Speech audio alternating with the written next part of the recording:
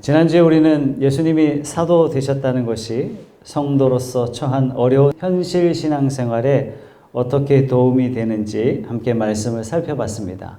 하나님이 예수님을 보내셨다는 것은 예전에 율법을 선포하신 것처럼 그냥 다만 선포하시고 다만 알려주시고 그에 대해서 이 말씀을 듣는 성도들은 어떻게 행동하는가, 율법을 지키는 자에게는 복을 주시고 율법을 지키지 못하는 자에게는 저주 아래 놓이게 하셨습니다. 그런데 말씀이신 예수님을 우리에게 보내주셨다는 것은 단지 선포한 것으로 끝난 게 아닙니다.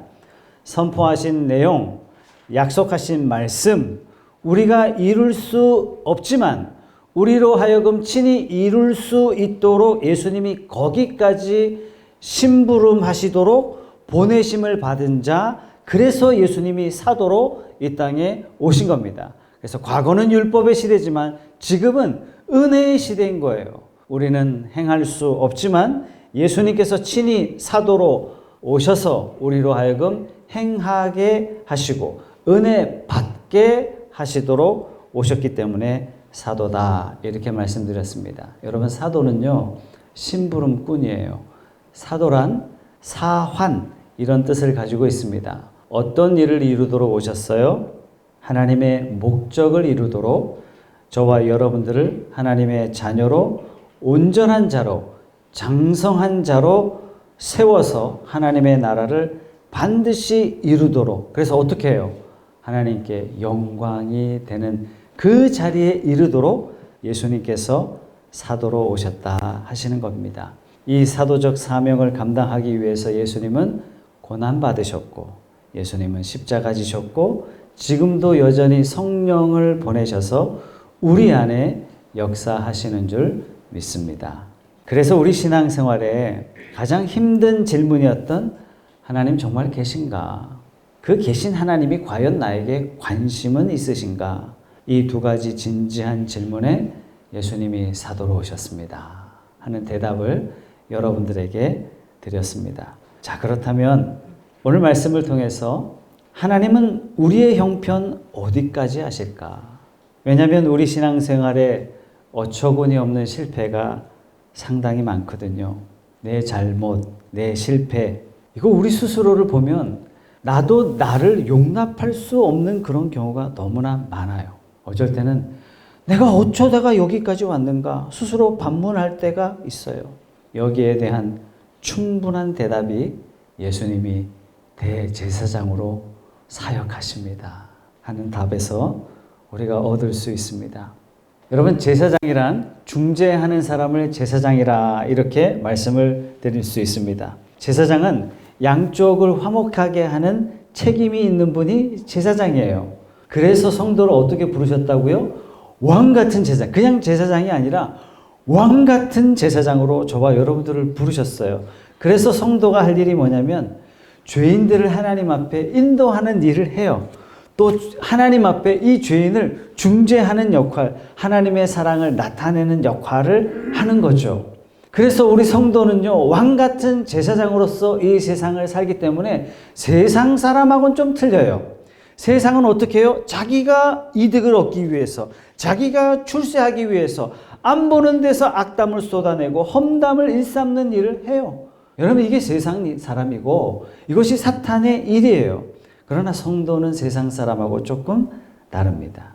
악인이, 죄인이 하나님을 만날 수 있도록 그들을 섬기고 이 세상 사람들에게 하나님의 긍휼을 나타내요. 하나님의 사랑을 나타내는 게 성도의 삶인 것입니다. 예수님이 그렇게 하셨잖아요.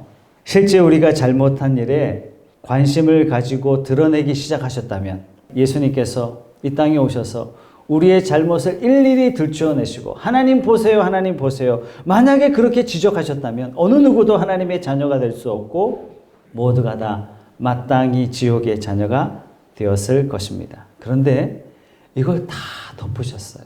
우리의 허물을 다 아시고 다 덮으셨어요. 그리고 이 극악한 죄인이 하나님의 자녀로 입양될 수 있도록 예수님이 중재 역할을 하셨습니다.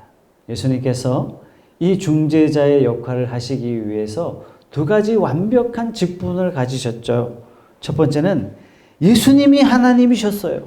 하나님 앞에 중재하기 위해서 누구보다도 하나님을 잘 아실 수 있는 예수님 자신이 하나님이셨어요. 하나님이셨기 때문에 누구보다도 하나님의 뜻을 잘 아셨어요. 누구보다도 하나님 편에서 말씀하시고 누구보다도 하나님 편에서 생각하시고 하나님 편에서 일하실 수 있으셨어요. 하나님 편에서 일하시기에 예수님은 조금도 부족함이 없으셨습니다. 뿐만 아니라 예수님이 인간이 되셨어요. 왜 인간 되셨어요? 왜 인간의 몸을 입으셨어요? 왜 사람이 되셨어요? 사람이 되셔서 고난받으시고 애통해 하시고 눈물 흘리시고 때로는 배고파 하시고 때로는 인간이 당하는 그 무시의 감정도 친히 경험하셨습니다. 왜 예수님이 함께 먹고 함께 즐기셨습니까? 친해지시려고요? 히브리서 2장 17절 18절은 이렇게 우리에게 말씀해 주시고 있어요. 그러므로 그는 모든 점에서 형제 자매들과 같아지셔야만 했습니다. 그것은 그가 하나님 앞에서 자비롭고 성실한 대제사장이 되심으로써 백성의 죄를 대신 갚으시기 위한 것입니다. 그는 몸소 시험을 받아서 고난을 당하셨으므로 시험을 받는 사람들을 도우실 수 있습니다. 제사장직을 수행하려면 하나님도 완전히 아셔야 하지만 역시 우리도 완전히 아셔야 하셨습니다. 너 좀 고난받았구나. 이 정도가 아닌 거예요. 나도 고난을 많이 받아봤단다. 이렇게 말씀하시기 위해서 사람이 되신 거예요. 그래서 모든 점에서 우리와 같아지셨습니다. 그래야 우리를 향해서 자비를 베푸시고 우리를 위해서 성실한 대제사장이 되실 수 있기 때문입니다. 히브리서 5장 7절의 말씀에 예수께서 육신으로 세상에 계실 때에 자기를 죽음에서 구원하실 수 있는 분께 큰 부르짖음과 많은 눈물로써 기도와 탄원을 올리셨습니다. 하나님께서는 예수의 경외심을 보시어서 그 간구를 들어주셨습니다. 어떤 간구를 들어주셨습니까? 8절 말씀. 그는 아드님이시지만 고난을 당하심으로써 순종을 배우셨습니다. 예수님이 고난 당하시고 순종을 배우셨어요. 누가요? 예수님이요. 왜 이렇게 하셨어요? 아니 예수님 하나님 아니십니까? 예수님이 하나님이신데 뭘 더 배우실 게 있으시단 말입니까? 9절 말씀. 그리고 완전하게 되신 뒤에 자기에게 순종하는 모든 사람에게 영원한 구원의 근원이 되시고 배우고 난 다음에 완전하게 되셨대요. 아니 도대체 뭘 배우셨단 말이에요? 아니 하나님이신 예수님이 배우시고 뭘 도대체 완전하게 되셨단 말입니까? 10절 말씀. 하나님에게서 멜기세덱의 계통을 따라 대제사장으로 임명을 받으셨습니다. 여러분 예수님이 배우신 건 뭐고 하나님이신 예수님이 왜 배우실 필요가 있었는지 생각해 보세요. 예수님은 우리처럼 의가 부족한 게 아니에요. 완전하신 분이세요. 예수님은 우리처럼 거룩이 부족하신 분이 전혀 아니세요. 그분은 거룩에 있어서 완벽하신 분이세요. 생명이 부족하거나 능력이 부족하거나 영광이 부족해서 배운 게 아닙니다. 예수님은 이미 완전하신 분이세요. 더 이상 채울 수 없는 존귀하신 분이십니다. 그럼에도 불구하고 대제사장 직분을 수행하기 위해서 예수님 배우셨습니다. 고난 당하셨어요. 순종함을 배워서 온전해지셨다 하셨습니다.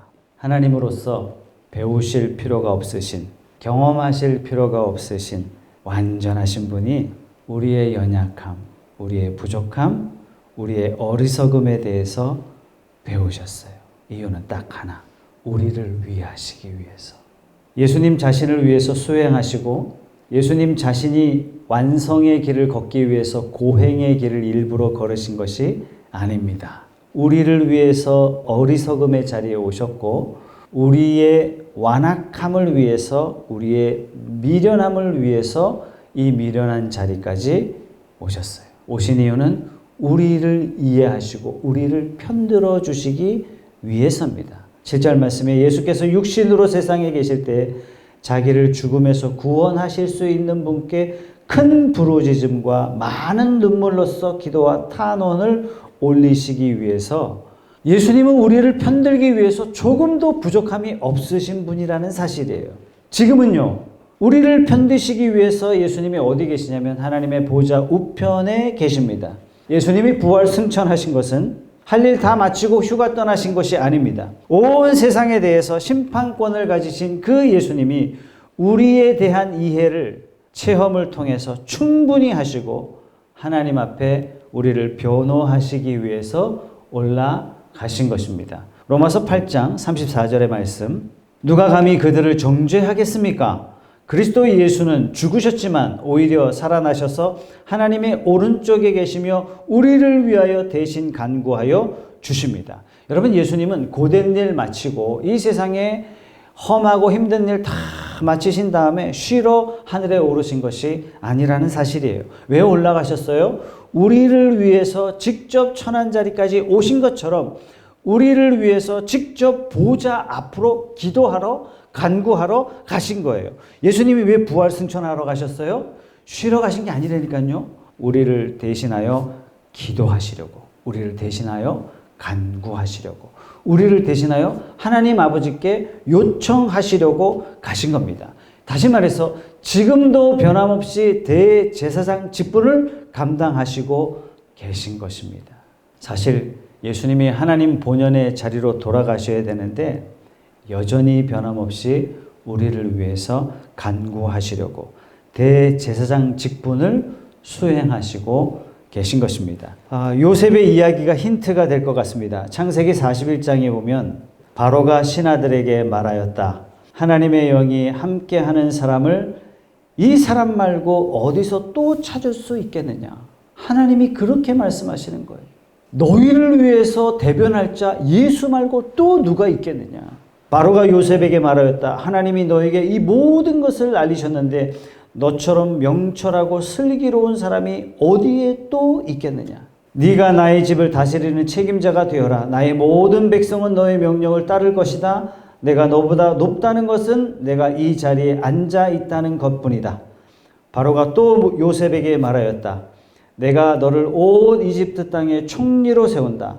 그렇게 말하면서 바로는 손가락에 끼고 있는 옥새 반지를 빼서 요셉의 손가락에 끼우고 고운 모시옷을 입히고 금 목걸이를 목에다 걸어 주었다. 그런 다음에 또 자기의 병거에 버금가는 병거에 요셉을 태우니 사람들이 물러나거라 하고 외쳤다. 이렇게 해서 바로는 요셉을 온 이집트 땅의 총리로 세웠다. 감옥에 갇혀있던 요셉이 바로의 꿈을 해석하고 총리가 됩니다. 왜 총리로 삼았어요? 하나님의 영이 함께하는 사람을 이 사람 말고 어디서 또 찾을 수 있겠느냐. 꿈을 해석했으니 이 꿈을 통하여 드러난 문제를 해결할 거라고 총리의 자리를 준 거예요. 요셉이 총리 자리에서 바로의 모든 권세를 활용할 실권을 몽땅 다 쥐고 있지만 왕의 권세가 이양된 것은 아닙니다. 바로가 왕의 자리까지 넘겨주지는 않았어요. 그러나 바로는 모든 왕권, 통치의 모든 권세 몽땅 다 요셉의 손에 주어졌어요. 이제 이집트는 요셉의 지시, 요셉의 방향, 요셉의 원칙, 요셉의 철학에 따라 움직여지게 될 것입니다. 어떻게 이렇게 됐어요? 요셉이 경험한 것을 통해서 이루어지도록 허락한 겁니다. 마찬가지예요. 예수님이 경험하신 것들, 예수님이 인간이 되셔서 배우셨던 것들에 통하여 하나님이 예수님을 통하여 친히 통치하신다는 것입니다. 요셉이 일을 하려면 자리가 있어야 되잖아요. 그래서 총리 자리가 필요했던 것처럼 예수님이 보좌 우편에 앉으신 것은, 예수님이 친히 승천하시고 높아지신 것은 하나님으로부터 우리를 친히 통치하시기 위해서 우리의 연약함을 하나님이 통치하시는데 반영될 수 있도록 하시기 위해서 예수님이 보좌 우편에 오르신 것입니다. 예수님은 본래 하나님이세요. 예수님은 높아질 필요가 전혀 없으신 분이십니다. 무슨 업적이나 무슨 보상을 받아서 예수님이 보좌 우편에 앉으신 것이 아니십니다. 본래 하나님이세요. 더 높은 곳에 이르셔야 할 본래 창조주이십니다. 이 예수님이 지금도 보좌 우편에 계세요. 왜 보좌 우편에 계세요? 우리를 위해서, 실질적인 간구를 하시기 위해서, 예수님의 간구하심이 제대로 이루어지기 위해서 보좌 우편에 앉아 계신 것입니다. 아니 그러면 성부 하나님은 모르셨습니까? 예수님이 보좌 우편에서 보좌 안 하시면 우리를 잘 모르시는 그런 분이 하나님이십니까? 당연히 그건 아닙니다. 하나님은 이해가 부족하시거나 지식이 모자라거나 그런 분이 절대로 아니. 성부 하나님이 예수님에게 모든 통치권을 주셨다. 어떻게 다스린다고요? 우리를 향해서 자비로 긍휼로 우리를 다스리겠다 하시는 그런 뜻입니다. 하나님이 우리를 얼마나 긍휼히 여기시는지, 하나님이 우리를 얼마나 자비의 마음으로 우리를 대하시려고 하시는지 보여주시는 것이 예수님이 보좌 우편에 계신 뜻인 것입니다. 하나님이 자비와 긍휼을 말로 담아서 우리에게 자비로 다스리겠다 그렇게 하지 않으셨어요. 하나님이 우리에게 그림을 그려서 내가 자비와 긍휼로 너희를 다스린다라고 하지 않으셨어요. 어떻게 하나님의 자비와 긍휼을 나타내셨어요? 실제 아들을 우리에게 보내주신 것입니다. 그 아들을 고난에 처하게 하셨고 그 아들을 십자가에 못 박고 그 아들을 친히 우리와 같은 인생의 경험을 하게 하신 다음에 보좌 우편으로 부르신 거예요. 이제 하늘에서 이 아들을 대제사장으로 임명하셨습니다. 그리고 우리를 어떻게 도와야 할지, 어떻게 도움받아서 다스려야 할지 하나님께서 계획하신 거예요. 왜 그렇습니까? 예수님은 이 땅을 경험하셨기 때문에 우리보다 우리를 더 잘 아세요. 우리보다 우리 자신을 더 사랑하십니다. 바로 이 사랑을 나타내기 위해서 하나님께서는 보좌 우편에 예수님을 앉히신 겁니다. 하나님은 지금도 변함없이 여러분들을 편드시고 여러분들을 사랑하시고 지금도 변함없이 더 큰 사랑과 더 큰 자비와 더 큰 긍휼을 저와 여러분들에게 베푸시는 줄 믿으십시오. 그렇다면 지금 내가 당하는 사건에 대해서 억울해할 필요가 없어요. 내가 답답해할 필요도 없습니다. 여러분들이 지금 의심스러워할 필요도 없습니다. 여러분들이 지금 당하고 있는 현실에 대해서 두려워할 필요도 없습니다. 지금도 변함없이 하나님께서는 여러분들을 지키시고 보호하시고 더 적극적으로 개입하셔서 여러분 편에서 하나님은 일하시고 계신 줄 믿으십시오. 지금 내가 경험하는 나약함, 지금 내가 경험할 수밖에 없는 어려움, 하나님은요 충분히 아세요. 그래서 이미 하나님께서는 내 편에서 작업이 들어가셨어요. 우리는 우리가 생각하는 것보다 우리 자신이 훨씬 악합니다.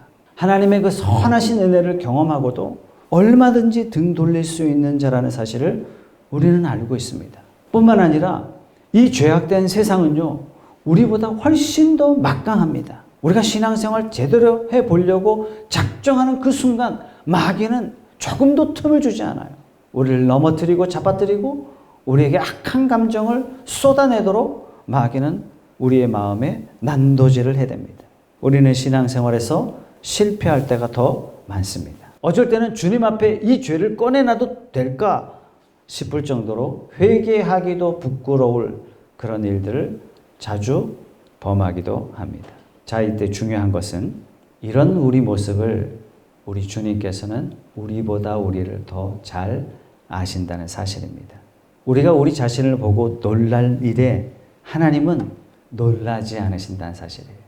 하나님은 피상적으로 우리를 돕는 것이 아닙니다. 하나님은 누구보다도 우리를 깊이 아시고 우리 편에서 지금 일하시고 계십니다. 그래서 히브리서 7장 말씀은 우리에게 굉장히 위로가 되는데요. 24절 말씀에 그러나 예수는 영원히 계시는 분이므로 제사장직을 영구히 간직하십니다. 따라서 그는 자기를 통하여 하나님께 나오는 사람들을 완전하게 구원하실 수 있습니다. 그는 그들을 위하여 중재의 간구를 하십니다. 우리는 늘 미끄러져. 그러나 주님은 영원히 쉬지 않으세요. 어떻게 하신다고요? 예수님이 하나님 자리에 오르셔야 되는데 영원히 대제사장직을 영구히 간직하신다고요. 왜요? 우리를 완전하게 구원하시기 위해서 지금도 저와 여러분들을 위하여 일하시고 계신 줄 믿으십시오. 하나님은 우리를 위해서 예수님을 보내셨고 예수님은 우리를 위해서 죽으셨고 지금도 우리를 위해서 중재 간구를 하시고 하나님은 그 간구를 친히 들으시는 줄 믿습니다. 여러분, 히브리서가 쓰여졌던 시대가 학자들이 아마도 64년에서 67년, AD 64년에서 67년 사이, 다 요때 요 사이에 쓰여졌을 거라고 거의 확신합니다. 여러분, 이때가 역사적으로 어느 시대였냐면 로마의 그 악명 높은 네로 황제가 집권하던 시대였어요. 네로가 54년에 황제가 되었고 68년에 죽었습니다. 정말 딱 그 시대였습니다. 이 시대에 바울이 죽임을 당했어요. 처참하게 죽임을 당했어요. 베드로가요, 처참하게 죽임을 당했어요. 이들이 바로 순교했던 시대였습니다. 많은 성도들이 신앙을 지키다가 막강한 세력 앞에서 침몰할 수밖에 없었던 바로 그 시대였습니다. 수많은 성도들이 죽음을 각오하고 신앙생활했던 바로 그런 시대였습니다. 신앙의 공동체가요 속수무책으로 무너졌던 바로 그러한 시대였습니다. 교회가 입을 봉하고요 비밀리에 목숨을 걸고 예배드렸던 바로 그 시대였습니다. 바로 이때 히브리서 말씀을 통해서 이렇게 성도들에게 말씀하시는 겁니다. 하나님은 실제로 구원하시며 하나님은 자기 백성을 모든 능력과 모든 사랑과 긍휼과 자비하심으로 지금도 변함없이 복 주시고 계시며 하나님은 여러분들을 지금도 듣고 계십니다. 이걸 깊이 이해하셔야 됩니다. 이것이 바로 히브리서의 메시지입니다. 마가복음에 예수님과 함께 만났던 제자들의 에피소드를 통해서 보면요. 마가복음 4장 35절에 보면 풍랑을 만납니다. 그날 저녁이 되었을 때에 예수께서 제자들에게 말씀하셨다. 바다 저쪽으로 건너가자. 그래서 그들은 무리를 남겨두고 예수를 배에 계신 그대로 모시고 갔는데 다른 배들도 함께 따라갔다. 그런데 거센 바람이 일어나서 파도가 배 안으로 덮쳐 들어오므로 물이 배에 벌써 가득 찼다. 예수께서는 고물에서 베개를 베고 주무시고 계셨다. 제자들이 예수를 깨우며 말하였다. 선생님, 우리가 죽게 되었는데도 아무렇지도 않으십니까? 예수께서 일어나 바람을 꾸짖으시고 바다더러 고요하고 잠잠하여라 하고 말씀하시니 바람이 그치고 아주 고요해졌다. 예수께서 그들에게 말씀하셨다. 왜들 무서워하느냐? 아직도 믿음이 없느냐? 저는 이 말씀을 볼 때마다 내 믿음이 이렇게 없는가? 저는 이 말씀을 볼 때마다 어떻게 예수님이 이 말씀을 하셨을까? 도대체 이 말씀의 뜻은 도대체 무엇일까? 이런 질문을 늘 던졌던 본문이 아닐 수 없습니다. 예수님을 모시고 갔던 제자들이 바다에서 풍랑을 만났습니다. 그런데 그곳에서 예수님은 주무시고 계셨어요. 걱정이 돼서 예수님을 깨웠습니다. 일어나신 예수님께서 의외로 반응하셨어요.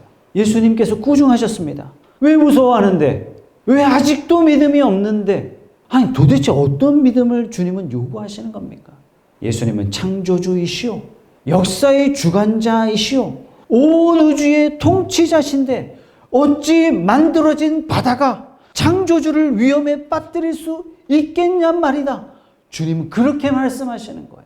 그 예수님과 함께 있는데 어떤 풍랑이 감히 위협을 가할 수 있겠으며 어찌 피조물이 예수님의 제자를 덮칠 수 있겠느냐? 이것이 예수님의 대답입니다. 사랑하는 성도 여러분, 예수님이 같이 계실 필요까지도 없어요. 저 예수님 믿습니다. 예수님이 내 안에 계십니다. 예수님을 모시고 있는 사람을 누가 감히 건들 수 있겠습니까? 오늘 예수님께서 저와 여러분들에게 이렇게 말씀해 주시는 겁니다. 예수님이 어떻게 하신다고요? 늘 살아서 지금도 변함없이 하나님 보좌 우편에서 우리를 대신해서 우리 편에서 우리를 위해서 기도해 주신다는 사실을 믿으시기 바랍니다. 사도행전에 스데반이 순교당했던 그 장면을 여러분 기억하시죠?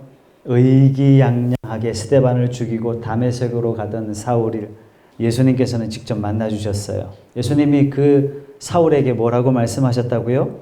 어찌하여 내 백성을 핍박하느냐? 이렇게 말씀하시지 아니하시고 스데반을 죽인 사울에게 어찌하여 나를 핍박하느냐?